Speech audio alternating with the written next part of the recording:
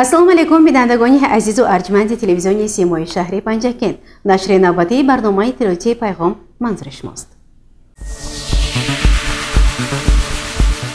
در ادامه بازدیدها از جماعت‌های دهات، رئیس شهر پنجکند عبدالخالق خالقزاده با جماعت دهاتی خرمی سفر کاری انجام داد. بازدید از جماعت‌های دهات، شناسایی با روزگار مردم، توجه به بنیاد انشاءات‌های جشنی پیوسته در مد نظر رهبریت مقامات اجرایی محلی حاکمیت دولتی شهر پنجکند قرار دارد. در همین زمینه رئیس شهر پنجکند در جماعت دهاتی خرمی با رفت بنیاد انشاءات جشنی شناس گردیده سابقه‌داران مهنت را عیادت نمود.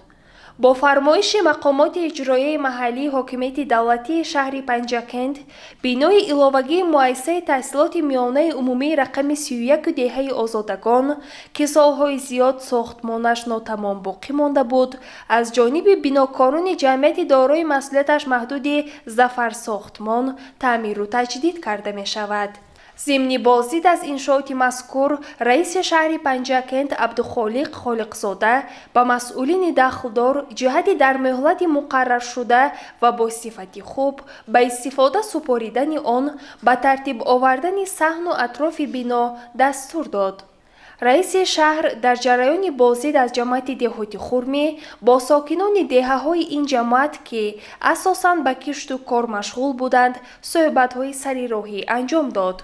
رئیس شهر پنجکند عبدالخالق خالقزاده اظهار داشت که اساسگزار صلح و وحدت ملی پیشوای ملت پرزیدنت جمهوری تاجیکستان محترم امامعلی رحمان و رئیس ولایت سوخت رجبای احمدزاده ضمن ملاقات و صحبت‌ها و سخنرانی‌های خویش پیوسته دستور می‌دهند که ساکنان مملکت آب و زمین را ثمرناک استفاده برند، از زمین‌های کشت تا 2-3 مراتب حاصل گیرند، در تامین بازار استعمالی ذخیره محصولات برای هر یک عائله سهم گذارند.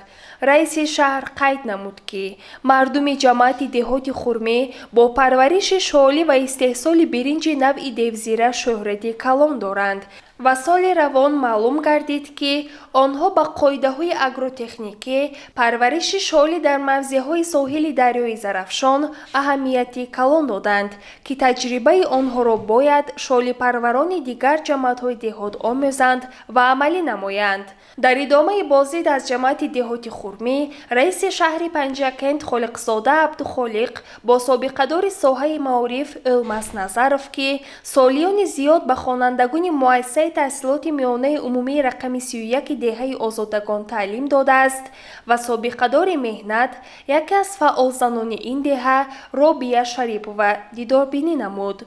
رئیس شهر پنجکند ضمن دیداربینی قید نمود که سابقه‌داران مهنت اشخاصی که در پیشرفت و آبادانی کشور عزیزمان سهم گذاشتند همیشه زیر توجه دولت و حکومت قرار دارند. سابقه‌داران قناعتمندیشان را از سیاست اجتماعی دولت، غمخوری به آنها، فضای صلح و ثبات جامعه بیان داشتند. خواهد ما بود کار کردیم. خدا و شکر من اکنون درمان شدیم. حالم دلم جوش کراست که بچه های خانتان حاضر نبیره من که جنگ کردم خدا معلومت بچه ده یاد که شبانه آزمانو را اشتراک کند رفته یاد که کار کند ما دیش خدا و شکر نبیره هر روز میگم که خانتان. با سابقه داران تحفه های خاطروی مقامات اجرایی محلی حاکمیت دولتی شهر پنجکند تقدیم کرده شد. گزارش صبرین اکرم و شهباز قربانوف. دهقانان شهر و دهاتی پنجکند هر یک وجب زمین را ثمرناک استفاده میبرند و در تأمین بازار استعمالی با محصولات کشاورزی سهمی ارزنده میگذارند. ادامه این موضوع در گزارش دیگری برنامه توجه نمایید. دهقانان پنجکند سالهای اخیر در تطبیق برنامه‌های باغ و تاک پروری سهمی کلان میگذارند. در جریان شناسایی رئیس شهر پنجکند خالقزاده عبدالخالق با فعالیت خواجگی‌های دهقانی جماعت دهاتی خلیفه حسن عیان گردید که در این جماعت‌ها به بنیاد باغ‌های نو و استحصال محصولات کشاورزی دقت کلان می‌دهند. طور در نوارها می‌بینید دهقانان صاحب تجربه این جماعت با ташкили боғҳо ва парвариши дарахтони гуногун тавонистанд бозори дохилиро бо меваҳои болаззат ва дигар маҳсулоти кишоварзӣ таъмин намоянд. мавриди зикр аст ки аксари деҳқонон ва саҳмдорони заминҳо дар ҷамъиятҳои деҳоти Халифа Ҳасан ва Суйҷина аз заминҳо самаранок истифода бурда усулҳои нави бо роҳи қатрагӣ парвариш намудани ниҳолҳо, зироат ва полезиҳоро ба роҳ монданд ки аз он фоидаи калон ба даст меоранд ва оилаҳои худро бо маҳсулоти зарурӣ таъмин мекунанд. илова бар ин, маҳсулоти боғу токзорҳо ва киштзорҳои ин мавзеъҳо дар бозорҳои маҳаллӣ ба фурӯш бароварда мешавад ва қисме аз маҳсулоти онҳо ба дигар шаҳру ноҳияҳои вилояти ҷумҳурӣ содирот мешавад. кишоварзони ҷамъиятҳои деҳоти Халифа Ҳасан ва Суйҷина тасмим гирифтанд ки дар партави супоришҳои асосгузори сулҳу ваҳдати миллӣ пешвои миллат, президенти ҷумҳурии Тоҷикистон муҳтарам Эмомалӣ Раҳмон, вазифагузориҳои раиси вилояти Суғд Раҷаббой Аҳмадзода ҳосилнокии боғу токзор ва киштзорҳоро сол то сол афзун намуда, дар таъмини яке аз ҳадафҳои стратегии мамлакат, амнияти озуқаворӣ, саҳми босазои хеш ро мегузоранд.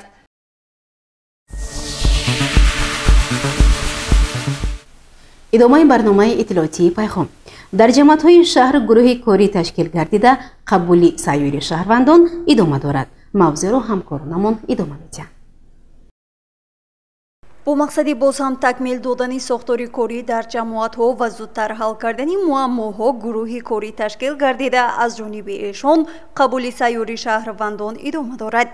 гурӯҳи корӣ таҳти роҳбарии прокурори шаҳр, мушовири адлияи дараҷаи 1 Искандар Раҳматзода, муовини аввали раиси шаҳри Панҷакент Сафарзода Муҳаммад Содир ва дигарон доир гардид. дар оғоз Искандар Раҳматзода аз иҷрои дастуру супоришҳо дар бораи танзими анъана ва ҷашну маросимҳо, қонуни ҷумҳурии Тоҷикистон дар бораи масъулият барои таълиму тарбияи кӯдак ки он чанде қабл дар ҷаласаи навбатии иҷлосии 5-уми маҷлиси намояндагони Маҷлиси Олии Ҷумҳурии Тоҷикистон даъвати 6-ум таҳти раёсати раиси Маҷлиси намояндагони Маҷлиси Олии Ҷумҳурии Тоҷикистон Маҳмад Тоир Зокирзода таҳрири нав гирифт.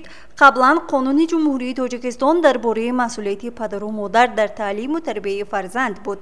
акнун он бо номи қонуни ҷумҳурии Тоҷикистон дар бораи масъулият барои таълиму тарбияи кӯдак амал менамояд. маврид ба зикр аст ки тарбияи кӯдак аз ҷониби се ниҳуди иҷтимоӣ, оила, мактаб ва ҷомеа амалӣ мешавад. инчунин дар бораи кишти замин ва дигар масъалаҳои доғи рӯз сухан гуфта, изҳор дошта шуд ки бартараф намудани мушкилот на танҳо вазифаи мақомотҳои дахлдор аст, балки вазифаи ҷонии ҳар шаҳрванд аст. дар қабули сайёри ҷамоати деҳотиёрии шаҳрвандон аз мушкилоти замини назди ҳавлигӣ, норасоии оби полезӣ ҳарф заданд. дар идомаи мулоқот диловари лоиқ сардори раёсати кишоварзии шаҳр дар бораи хоҷагиҳои инфиродӣ, кишти картошка ва норасоии оби полезӣ сухан гуфта, илова намуд ки дар баъзе ҷойҳо воқеан норасоии об ба назар мерасад ки он дар фурсати аввалин ҳалли худро меёбад ва заминҳо пурра бо оби полезӣ таъмин мегарданд. чунин мулоқот дар ҷамоати деҳоти Хурмӣ ва Косатарош низ доир гардид. сокинони ҷамоати деҳоти Хурмӣ дар бораи ҳалли худро наёфтани сохтмони масҷиди ҷамоат ва мушкилоти хоҷагиҳои деҳқонӣ сухан гуфта, хоҳиш намуданд ки барои бартараф намудани мушкилоти эшон чораҷӯӣ карда шавад. Искандар Раҳматзода, прокурори шаҳр, суханони аҳолиро шунида ба шахсони масъул супориш дод то мушкилоти ҷой дошта дар зудтарин фурсат ҳалли худро биёбад. чунин мулоқоту қабули сайёр дар дигар қисматҳои шаҳру деҳоти Панҷакент низ идома дорад. гузориши Мартаба Раҳмон ва Хаём Ҷураев ва Шоҳусайн Солиҳов.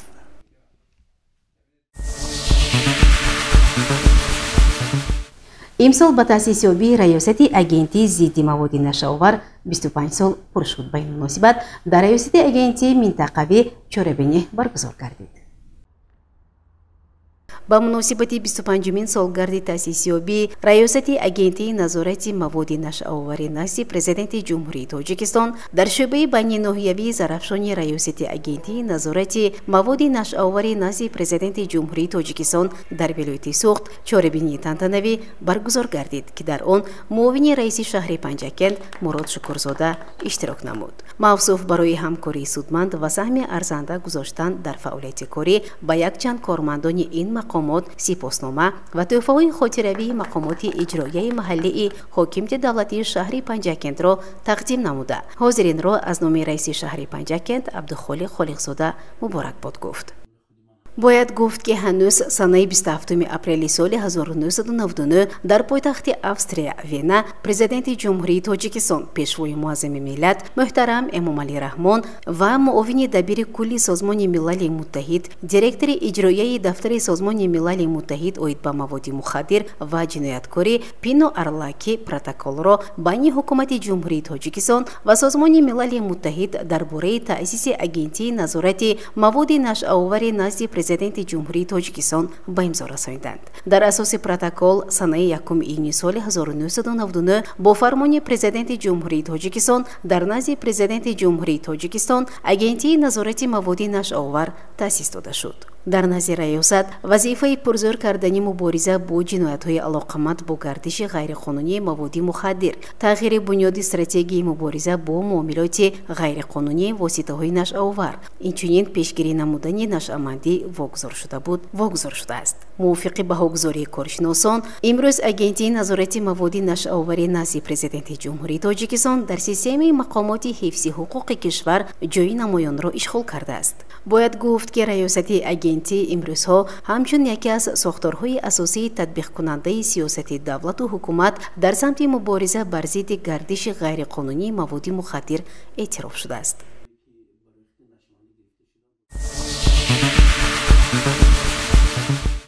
ادامه برنامه اطلاعاتی پیغام با مقصد شرح و ایضاح قانون‌ها برطرف نمودن بعضی از کمبودی‌های ساحه تندرستی یاردمچی کلانی پروکوروری شهری پنجکند دلشاد حمیدов با رهبریت و کارمندان ساحه طب ملاقات انجام داد.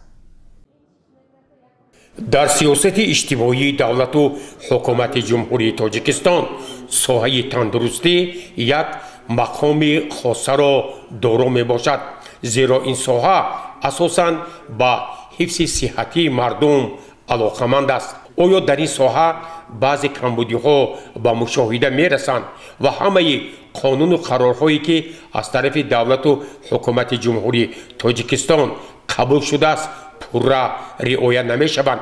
با این مقصد یاردمچی کلان پروکوروری شهر پنجکند حقوقشناس درجه 1 حمیدов دلشاد با رهبریت مؤسسه‌های تندرستی شهر و دیهات پنجکند یک ملاقات آشکارا دایر نمود. در آغاز این ملاقات یاردمچی کلان پروکوروری شهر پنجکند حقوقشناس درجه 1 حمیدов دلشاد با حاضرین اطلاع داد که در پرتو دستور و سپارش‌ها غمخوری‌های اساسگذاری صلح و وحدت ملی پیشوای ملت پرزیدنت جمهوری تاجیکستان محترم امامعلی رحمان در ساحه تندرستی کشور از جمله شهر و دیهات پنجکند دیگرگونی‌های زیادی با وقوع پیوسته برای تشخیص و طبابت بیماران و فراهم آوردن شرایط برای طبیبان و کارمندان این ساحه کارهای مشخص انجام داده شدند. در ادامه سخنرانی خویش یاردمچی کلان پروکوروری شهر پنجکند حمیدов دلشاد اطلاع داد که نه در همه مؤسسه‌های طبابتی شهر و دیهات پنجکند قانون‌های عمل کننده رعایت می‌شوند. شهروندان پیرامون بعضی کمبودی‌ها به مقامات پروکراتور هم مراجعت کردند.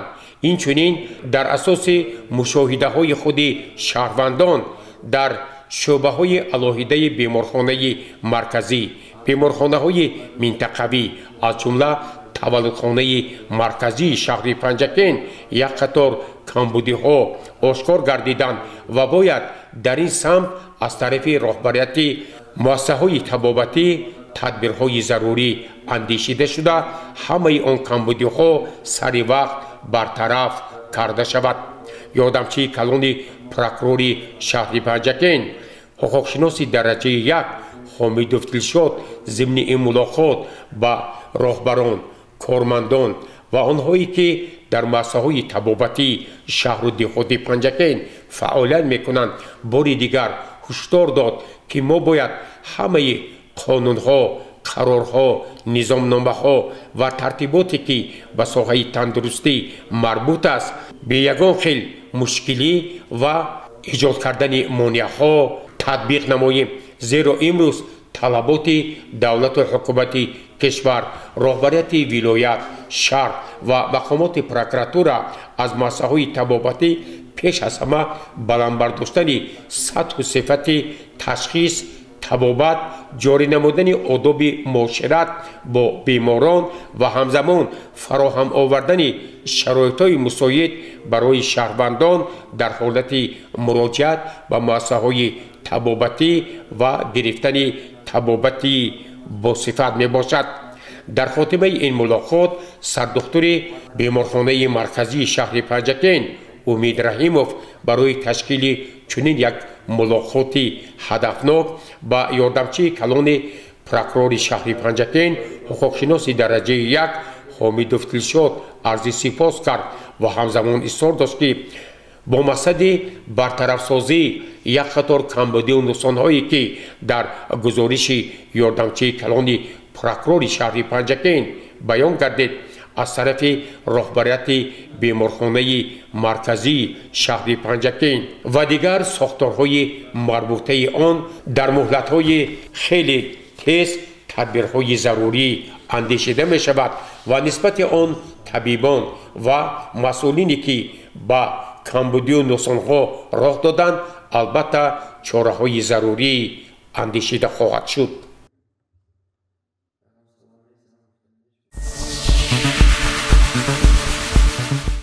дастаи футболбозони саразми шаҳри Панҷакент дар майдони худ бо дастаи Исфараи шаҳри Исфара бозӣ карда ғолибиятро ба даст оварданд.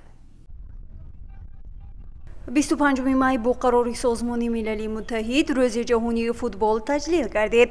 Ташаббуси эълони ин рӯзро президенти Ассотсиатсияи футболи Осиёи марказӣ, президенти Федератсияи футболи Тоҷикистон Рустами Эмомалӣ пешниҳод намуда буд.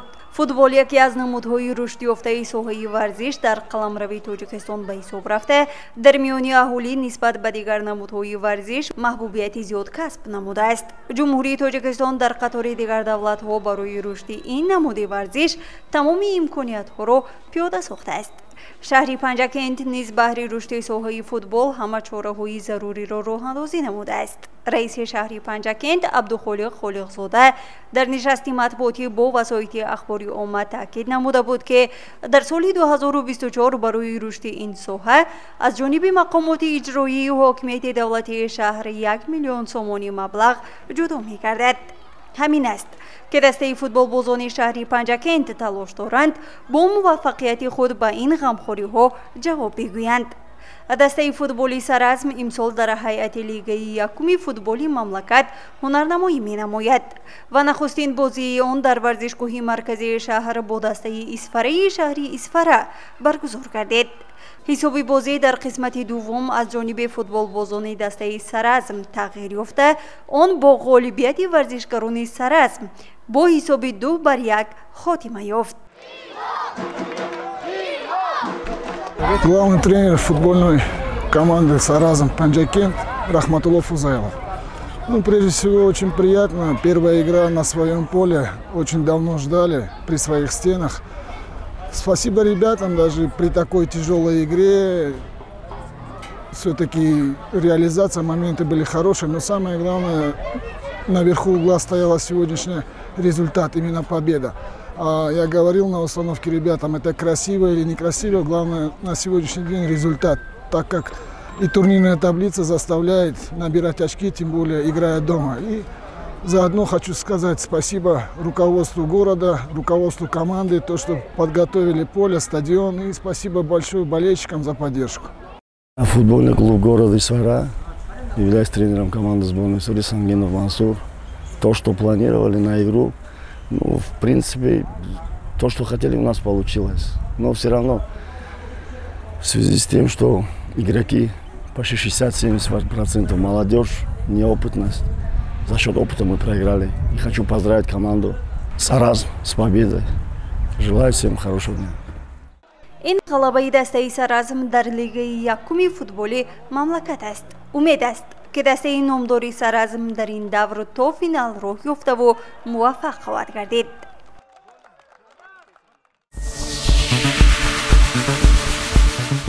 بینندگان گرامی، در همینجا برنامه اطلاعاتی پیغام به پایان میرسد. برای هر یک شما سلامتی را خواهانیم. خیر، شاد و پیروز باشید.